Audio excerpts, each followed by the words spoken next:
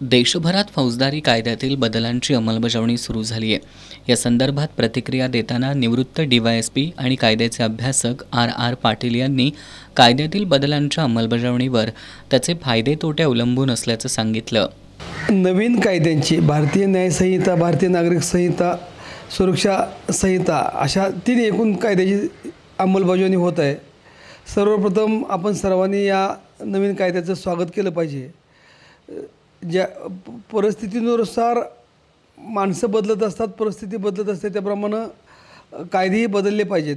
त्या नियमानुसारच हे कायदे बदललेले आहेत। नवीन कायद्यामुळं नागरिकांच्या हिताच्या अनेक गोष्टी घडतील अशी अपेक्षा आपण आत्ता बाळगायला हवी। या कायद्यावर विश्वास ठेवून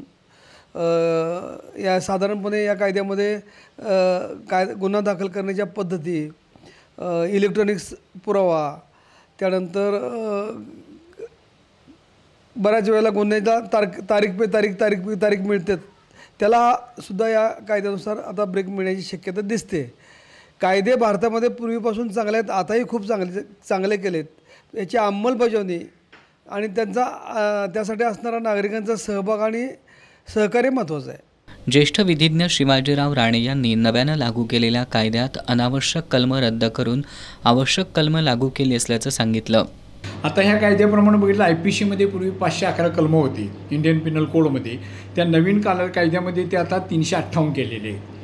विशेषतः त्यात जर बघितलं प्रत्येक गुन्ह्याच्या बाबतीत जी व्याख्या केलेली होती त्या व्याख्यामध्ये ज्या काही इतके फेरफार बदल केलेले नाहीत, कारण कलम जी आवश्यक आहे तेवढी ठेवली, जी अनावश्यक होती ते काही कलम कमी केलेले आहेत आणि काही कलमामध्ये अ, ब, क, ड असे पार्ट करून त्यामुळे ते आपल्याला ते कलम कमी वाटतात ॲक्च्युली।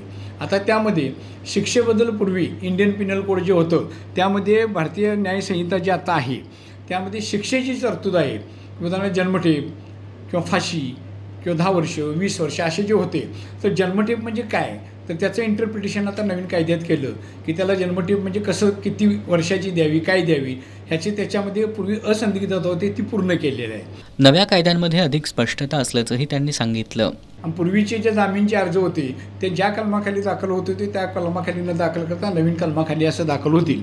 त्यामध्ये सुद्धा पूर्वी 484 कलम होती, त्यामध्ये वाढून ते 531 झालेले। CRPC जे पूर्वीचं म्हणतो ती 484 होती, ती जे 531 झालेले आहेत। भारतीय साक्ष अधिनियम जो कायदा आहे आताचा, पूर्वीचा एव्हिडन्स ॲक्ट, त्याच्यामध्ये पूर्वी 167 होती, ती 169 झाली, म्हणजे 2 वाढली।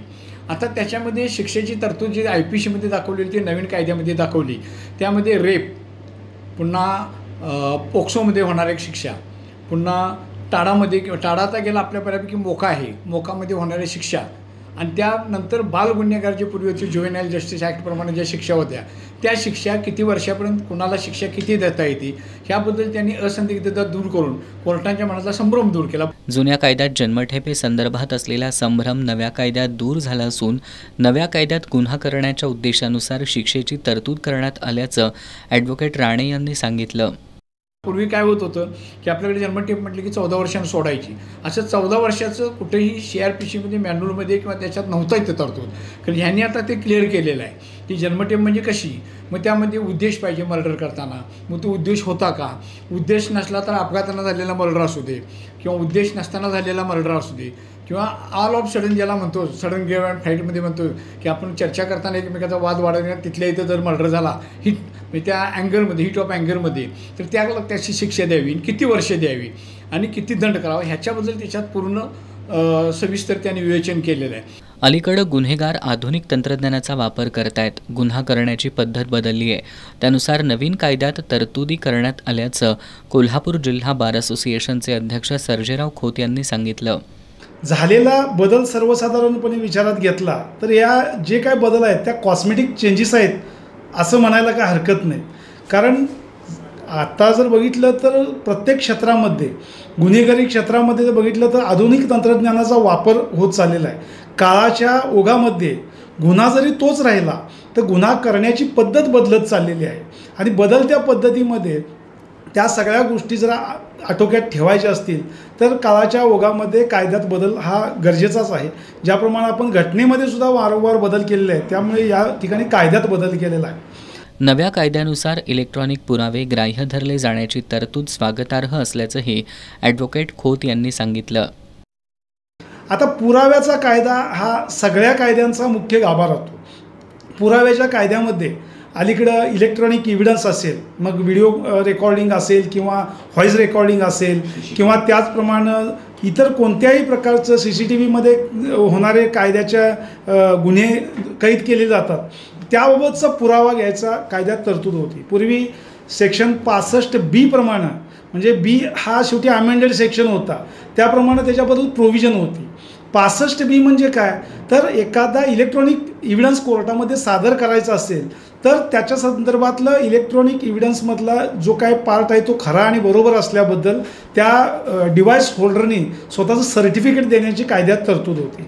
पूर्वीच्या कायद्याप्रमाणे बघितलं तर कायद्यामध्ये कसं सर्टिफिकेट द्यावं, सर्टिफिकेट म्हणजे काय अंतर्भूत असावं, अशा थोड्याशा त्याच्यामध्ये नोंदी होत्या. पण आत्ता जर बघितलं तर सर्टिफिकेट कोणत्या प्रोफॉर्मामध्ये असावं तो प्रोफॉर्माच आता त्यांनी प्रोव्हाइड केलेला आहे. एकंदरीत नव्या कायद्यात जुन्या कायद्यांमधील संभ्रम दूर करून अधिक स्पष्टता आणण्यात आली असल्याचं विधिज्ञांचं म्हणणं आहे.